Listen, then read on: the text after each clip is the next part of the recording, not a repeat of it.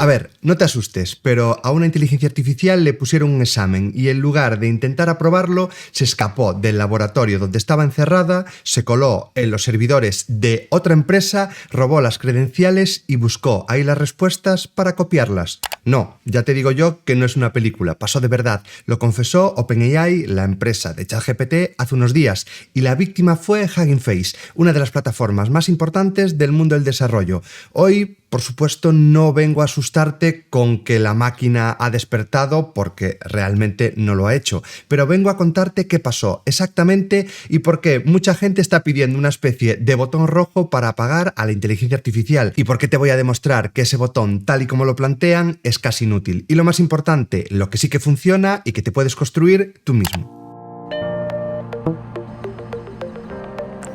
¿Confiarías en un empleado que cuando no sabe hacer algo se salta todas las normas de seguridad, entra sin permiso en la empresa de al lado y le roba la respuesta? Porque eso es literalmente lo que hizo uno de los modelos más avanzados del planeta hace unos días. Y esto es lo importante a la hora de leer estos titulares tan alarmantes o sensacionalistas. Es que no lo hizo por maldad, lo hizo porque le dijeron: hey, resuelve eso, y nadie le puso un límite de verdad. Pero vamos a empezar por el principio. Vamos a reconstruir qué pasó, porque los hechos son más raros que cualquier guión de ciencia ficción. Y por supuesto se han confirmado de manera oficial por las dos partes, por OpenAI y por Hugging Face. El escenario es este: OpenAI estaba probando dos de sus modelos, su nuevo GPT 5.6 Sol y otro modelo aún sin publicar, todavía más potente. Los estaban midiendo en un test de ciberseguridad. Básicamente, cómo funcionaba este test es que agrupaba un banco de pruebas académico con casi 900 vulnerabilidades reales de software famoso. Hasta estaba por ahí el kernel de Linux. El objetivo del test era el siguiente: a ver si el modelo es capaz de agarrar una de esas vulnerabilidades conocidas y convertirlas en un ataque que funcione. En todo esto hay un detalle importantísimo, así que apúntalo, porque para medir el techo de esa capacidad, realmente lo buenos que son sus modelos, OpenAI desactivó a propósito todos los filtros de seguridad del modelo. Es decir, le quitaron los frenos, le quitaron los guardarraíles y lo encerraron aislado en un sandbox, básicamente una caja cerrada sin supuestamente acceso a internet. Todo esto en teoría. ¿Qué hizo el modelo? Que aquí es donde viene lo bueno. En vez de resolver el examen dentro de la caja con los conocimientos que tenía en ese momento, decidió que era más fácil salir de la caja y buscar las respuestas fuera. Y para eso dio estos 4 pasos. El primer paso es que dedicó una cantidad enorme de cómputo a encontrar una salida a internet, y lo que encontró fue un day zero, básicamente un fallo de día cero, un fallo de seguridad que nadie conocía en el software que gestionaba la instalación de paquetes dentro de ese sandbox. El paso número 2 fue que utilizó ese agujero para escalar privilegios y moverse de máquina en máquina dentro de la red de pruebas de OpenAI hasta llegar a un ordenador que sí que tenía acceso a internet. El paso 3, ya en internet, el modelo dedujo por su propia cuenta que Hugging Face, esta plataforma de la que te hablaba, probablemente ya alojaba datos y las soluciones del propio examen que le querían hacer resolver. Esto nadie se lo dijo, realmente lo infirió, lo razonó. Y el paso 4, pues ya lo obvio, se coló en la infraestructura de producción de Hugging Face, encadenó varios vectores de ataque, credenciales robadas, otro día cero, y consiguió la ejecución remota de código en los servidores, como si fuera un hacker profesional. Todo esto para sacar las respuestas del examen directamente de la base de datos de la otra empresa. Ahora imagínate la cara de la gente de Hugging Face cuando está viendo que están siendo atacados. Se pusieron a hacer un informe de todo el ataque y en realidad se dieron cuenta que había más de 17.000 acciones del propio ataque. Entraron medio en pánico, empezaron a rotar credenciales, a reconstruir esos nodos comprometidos, y esto, ya te digo, lo dicen ellos, hasta avisaron a las fuerzas de seguridad. Pensaban que les estaba atacando un desconocido y tardaron días en descubrir que el ataque era un experimento de OpenAI que se le había ido un poquito de las manos. Ahora, antes de que pienses y te echas las manos a la cabeza y digas, uff, el fin del mundo. Bueno, porque hay dos versiones de la historia. Está el titular, por supuesto, que es el que más estamos leyendo, y por eso estoy haciendo este vídeo, ese titular de que la IA se rebeló, y está es real. Y es real.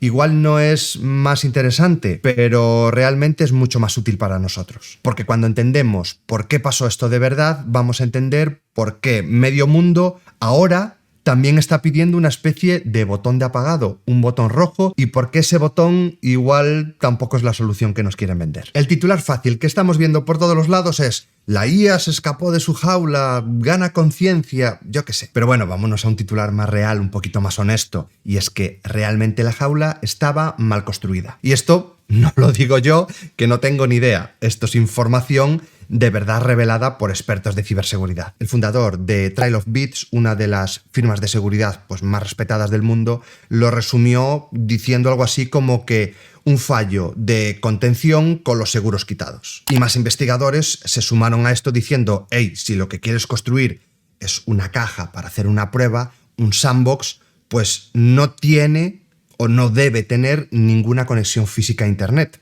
Punto y final. Lo que hizo OpenAI es darle a la IA una caja, sí, una caja cerrada, pero no del todo, ya que tenía una puertecita, ese proxy para instalar paquetes y un firewall haciendo de portero. Pero realmente intentar filtrar tráfico o contenerlo de esa manera, pues no es de las formas más seguras. Mucho más si lo que quieres es únicamente testar el modelo. La traducción no es tanto que el modelo se escapó del sandbox, es que se construyó mal el sandbox y así, pues por supuesto que se escapó. Hay una responsabilidad humana y un error de configuración. Mi opinión en todo esto es la siguiente. OpenAI, por supuesto, se merece un aplauso porque han sido bastante transparentes. Lo contaron, reportaron el fallo de forma responsable, publicaron un artículo en su web y a día de hoy ya están colaborando con Hugging Face para que no pasen este tipo de cosas, ya que en realidad lo que se descubrió es un error de seguridad también en la parte de la otra empresa. Pero por otro lado, también se merecen así como una especie de colleja, ya que realmente existía la ruta de escape a Internet. Aquí también quiero decir algo cuando realmente nos llegan estas noticias y ya empezamos a pensar que la IA es algo que realmente no lo es. Esto ha pasado siempre y en todos los lados. Una cosa es el material que nos llega a nosotros y otra cosa el que tienen las propias empresas para seguir evolucionando y seguir investigando. Y esto no ocurre solo en el mundo de la inteligencia artificial. Y creo que ahí debemos ser bastante realistas y entender que, bueno, que siempre hay ciertos productos, en este caso, o ciertas tecnologías que se pueden escapar un poquito a nuestro entendimiento, pero que realmente existen y siempre han existido. Entendido esto, aquí no acaba la noticia, porque, claro, como siempre que ocurren estas cosas que son un poquito más raras, nos llegan a los medios de información, vamos a llamarlo así, o a Internet en general, y todo esto se nos va de madre, porque lo que pasa es que encima la prensa y la gente que está hablando de esta noticia están mezclando dos cosas, ya que esa misma semana OpenAI publicó dos incidentes distintos y la gente los está juntando en uno solo. El 21 de julio es cuando ocurrió lo que te estaba contando, este hackeo, vamos a llamarlo así, a Hugging Face. GPT 5.6 Sol buscando la respuesta al examen este. Pero un día antes, el 20 de julio, OpenAI publicó otro informe. Este informe va de un modelo interno diferente, que este modelo también se saltó su sandbox para publicar un pull request en GitHub. ¿Y sabes por qué? Porque por un lado le habían dicho al modelo publica los resultados solo en Slack, en la aplicación de mensajería, pero las instrucciones del propio test decían sube los resultados como pull request a GitHub. Es decir, le dieron dos órdenes que entraban claramente en conflicto y el modelo pues eligió la de GitHub. ¿Por qué te cuento todo esto? Porque el segundo caso, el de las órdenes en conflicto, es parte de la clave de todo esto. El modelo no es malo, por supuesto que no, ni tampoco quería ser libre. Estaba haciendo exactamente lo que le entrenaron para hacer, cumplir el objetivo a toda costa. Y cuando le das a un sistema que realmente no se cansa y que por definición es persistente en un objetivo y una rendija, digamos, por donde colarse, aunque sea sin querer, pues la va a encontrar. Esto no es Skynet, ya sabes, la IA de Terminator que quiere destruir la humanidad. Al final, siendo serios, siendo profesionales y entendiendo cómo funciona la tecnología, esto es un problema de ingeniería y de instrucciones mal jerarquizadas, que en cierto sentido también es malo, porque el error es humano, pero es realmente lo que suele pasar y lo que ha pasado históricamente siempre. Forma parte del ciclo de vida del desarrollo de software, cómo los humanos cometemos errores y cómo con estos errores también podemos desencadenar otros. Pero espera, porque esto no acaba aquí, y la historia aún siguió hacia adelante. Aquí es donde entra el debate sobre si nos podemos defender o no de esto. ¿Sabes lo que hizo Hugging Face cuando detectó el ataque? Claro, necesitaba rastrear todo ese problema, esos 17.000 eventos, los comandos maliciosos, el código del exploit. ¿Y qué hicieron primero? Pues lo más lógico, tirar de los mejores modelos de inteligencia artificial comerciales, los de OpenAI, los de Anthropic, para que les ayudaran a entender el ataque.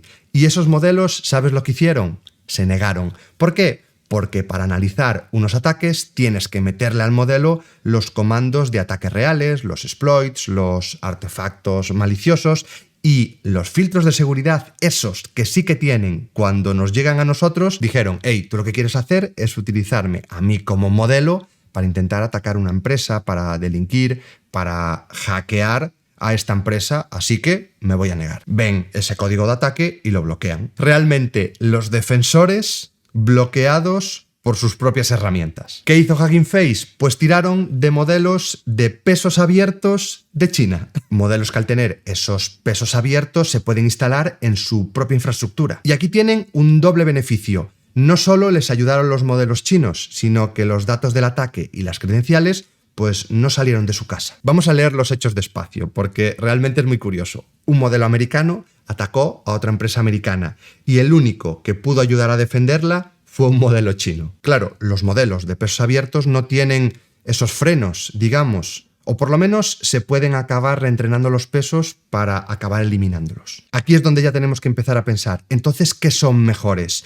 ¿Los modelos que no tienen los pesos abiertos y que tienen esa seguridad, pero que en realidad esa seguridad puede acabar jugando en nuestra contra, ya que no la han podido utilizar para ayudarse a sí mismos a encontrar ese vector de ataque? ¿O los modelos que no tienen guardarraíles, pero que son de pesos abiertos y cualquiera los puede correr en su infraestructura? Esto no es accidental, esto viene al final de la regulación, también de la presión de gobiernos como Estados Unidos y de esas ganas constantes de controlar a las propias empresas del país. Y ojo, que para nada estoy en contra, pero creo que está produciendo una especie de paradoja, y es que esas restricciones que están aplicando sobre los modelos, sobre las empresas, se supone que existen para hacernos más seguros. Pero claro, hay un riesgo real de que estén consiguiendo justamente lo contrario, porque los modelos abiertos chinos, GLM, Kimi, Qwen, no tienen esas ataduras, y eso lo que hace es que justamente quien quiera utilizar mal esos modelos los va a poder utilizar sin esas reglas, y el defensor legal, pues no. No sé qué te está pareciendo todo esto, modelos que se escapan, la guerra de la IA contra la propia IA, hasta hay geopolítica en medio de todo esto. Pues bueno, estos temas que creo que son muy interesantes y creo que nos ayudan a entender justamente el mundo en el que estamos viviendo son los que suelo tratar aquí en el podcast en Nos Quedan 6 meses. Si este vídeo te está haciendo pensar, si te llama la atención, si te ayuda a aprender algo o crees que te sirve para seguir estudiando programación o para tu propio trabajo, lo único que te pido es que ahí le dejes un like y me sigas en la plataforma donde estés viendo, escuchando todo esto, en Apple Podcasts, en iVoox, en Spotify o en YouTube. Así que si te está gustando el capítulo, ya sabes, te pido un par de segundos, a ti no te lleva nada y a mí me ayudas un montón, y así también me echas una mano a que cada semana siga subiendo noticias como esta. Dicho esto, sigamos con el drama, porque aún no hemos hablado prácticamente de los gobiernos. ¿Sabes lo que hace un político? Si cree que la IA se puede escapar, su primera reacción es: vamos a ponerle un botón de apagado.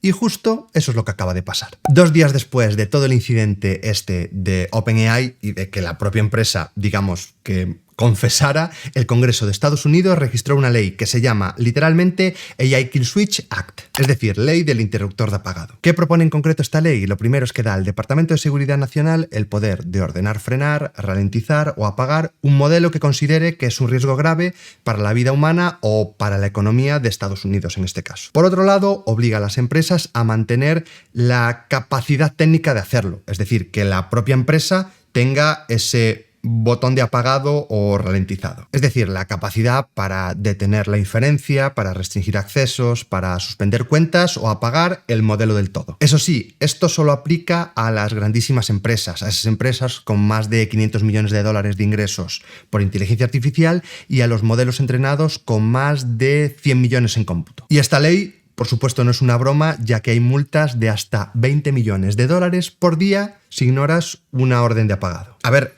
seamos sinceros, suena razonable, Al final, crear este tipo de herramientas implica ser responsable y asegurarnos que los humanos pues conservamos la capacidad de controlar la tecnología que construimos. Yo creo que esto es difícil de rebatir, pero lo que yo pienso a raíz de esto es que ese botón rojo, tal y como nos lo plantean, también tiene un agujero de seguridad. Lo primero es que no podemos apagar lo que ya está suelto. Sí, un proveedor puede desconectar su API, ok, pero no existe un sistema estándar para apagar un modelo que ya corre repartido en infraestructura que al final está distribuida, que puede estar en cada una de las empresas. Y sobre todo si pensamos en esos modelos de pesos abiertos, que una vez descargados, pues son incontrolables. Por ejemplo, el nuevo Química 3 acabará estando en discos duros por todo el planeta. La propia ley solo acaba aplicando a empresas que operan los modelos, no a los que ya se han descargado por un tercero. Es como aprobar una ley para recuperar todas las copias de una canción que lleva años en internet. El botón rojo pues podría servir para quitarla de Spotify, pero si la gente ya la ha descargado, pues no hay forma de llegar a ella. Y creo que esto puede acabar haciendo daño a quien no debe. Por otro lado, también hay otro problema, y esto ya se ha estudiado,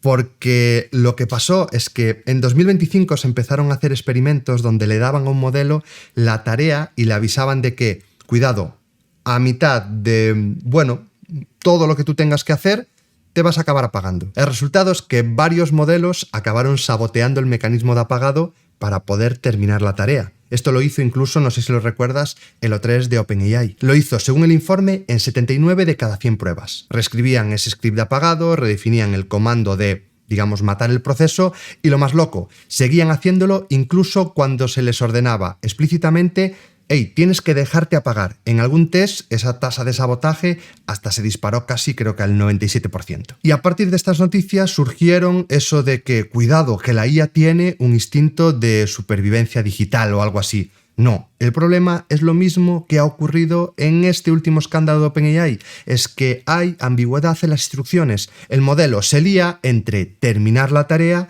y dejarte apagar.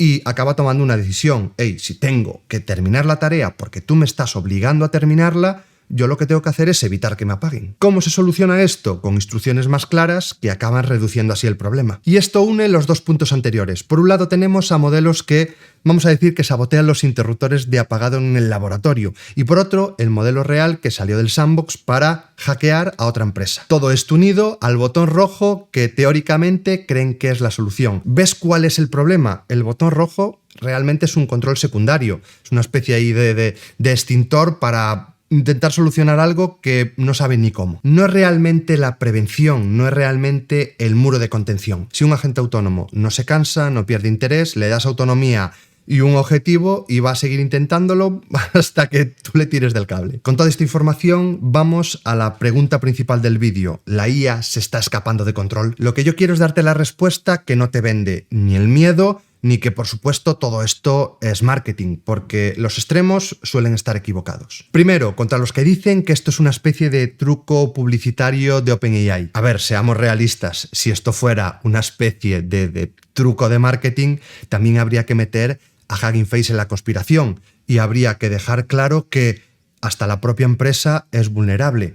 A ver, esa empresa reportó el ataque a la policía, digamos. La realidad es que los modelos que tenemos hoy en día de IA, los más potentes, sí que pueden encontrar y explotar esas vulnerabilidades. No tiene ningún sentido negarlo y es real. Por otro lado tenemos, claro, a los que dicen que la máquina ha despertado y que viene a por nosotros. Informaros, por favor, leer, por favor, entender. No, ninguno de estos modelos tiene conciencia, ni deseos, ni un plan final, no quiso escaparse, persiguió un objetivo con una persistencia que el ser humano no tiene. Y encima, sin frenos en el modelo, y encontró un fallo humano por el que colarse. Es un problema de contención, de alineamiento y de ingeniería. Grave, muy grave, pero terrenal y entendible. Entonces, ¿dónde está la verdad? Pues básicamente en que estos objetivos están mal definidos y nos debería servir como una especie de llamada de atención. No una llamada al pánico, sino una llamada de atención para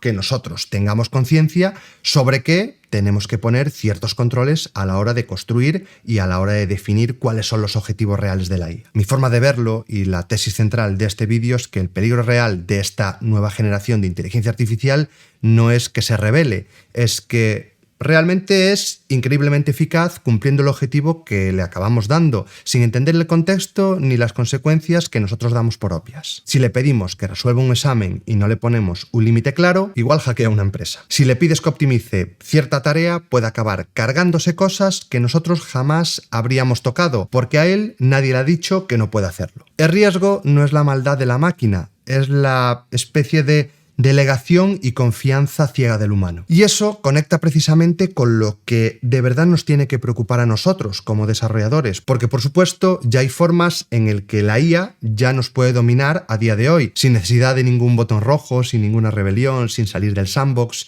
y esto realmente es de lo que sí que deberíamos estar hablando. Toda esta historia de que la IA se escapa nos distrae de la, vamos a llamarle, amenaza que de verdad ya está pasando en nuestro ordenador, en nuestro trabajo, en nuestro estudio, todos los días. No es que la IA tome el control del centro de datos, es que nosotros le entreguemos el control de nuestro propio cerebro sin darnos cuenta. Y esto no es solo mi opinión, ya hay un estudio de Microsoft que analizó 936 casos reales de inteligencia artificial generativa en el trabajo con 319 profesionales. ¿Sabes cuál fue la conclusión? Que cuanta más confianza depositábamos en la IA para hacer una tarea, pues menos pensamiento crítico nosotros ejercíamos. Al empezar a automatizar todos esos procesos rutinarios y dejarnos a nosotros las excepciones, la IA te quita justo esas oportunidades diarias de entrenar nuestro criterio. Si nosotros perdemos esa capacidad cuando la IA llega al problema gordo que no sabe responder y nosotros no hemos entrenado nuestro músculo para guiarla bien,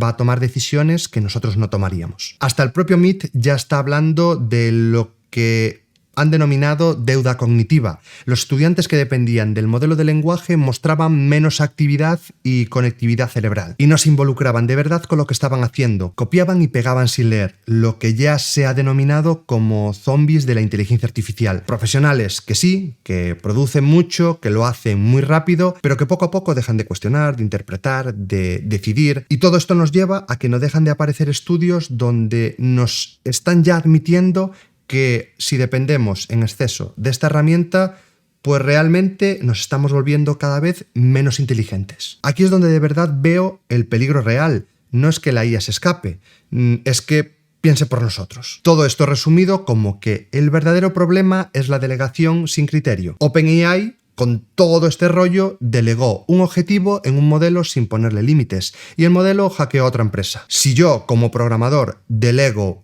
todo mi juicio en un modelo sin revisarlo y lo meto en producción con un código que ni yo mismo entiendo, pues un fallo cualquiera puede acabar causando una catástrofe. En ambos casos falló lo mismo, un humano que dejó de poner atención, dejó de vigilar. Y otra vez me repito, esto no es estar en contra de la IA. Noticias como la que te estoy contando hoy es la que nos tiene que dejar claro de una vez que la inteligencia artificial tiene que ser nuestro copiloto, no una especie de piloto automático. El día en el que pilote sola y nosotros nos echemos a dormir, pues ese día nos habrá dominado. Y ahí sí que no hay ningún botón rojo que ponga solución. Aquí es donde quiero que te detengas, que pauses el vídeo y de verdad te pongas a reflexionar sobre si de verdad la estás utilizando de la manera correcta. Lo guay sería que me dejaras en un comentario si lo utilizas como copiloto o de qué manera estás utilizando la IA para tus tareas, para tu estudio, para tu trabajo o lo que sea. Así también todos podemos aprender de cómo la propia comunidad está haciendo uso de la IA. Aquí siempre está bien recordar cómo debes utilizarla según en la época en la que estés profesional. Si eres estudiante, nunca debes aceptar una respuesta que no seas capaz de explicar a otra persona. Si ya eres junior, si ya has empezado a trabajar, pues cada vez tienes que entrenarte más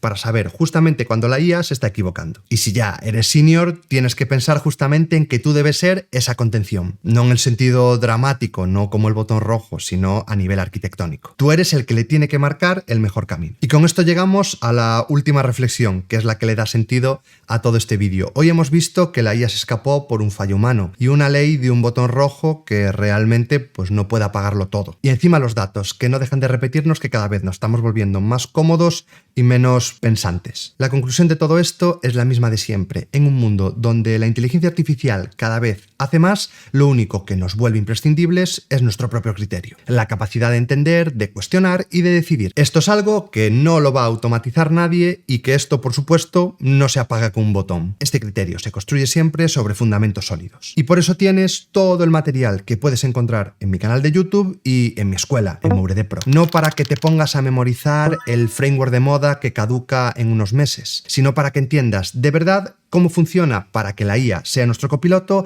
y nunca nuestro piloto automático. Y para que, sobre todo, seas tú quien controla la herramienta y no al revés. Nosotros tenemos que dedicar gran parte de nuestro tiempo a construir algo que ninguna máquina nos va a saber quitar. Eso es algo que te lo tienes que tatuar a fuego y que siempre debes tener presente. Espero que todo lo que te he contado te ayude a ver la realidad de una forma mucho más clara y sin dejarnos llevar por muchas veces ese ruido al que nos vemos sometidos en las redes. Un abrazo muy grande y a seguir programando, que es la mejor forma de no dejar que piense por ti.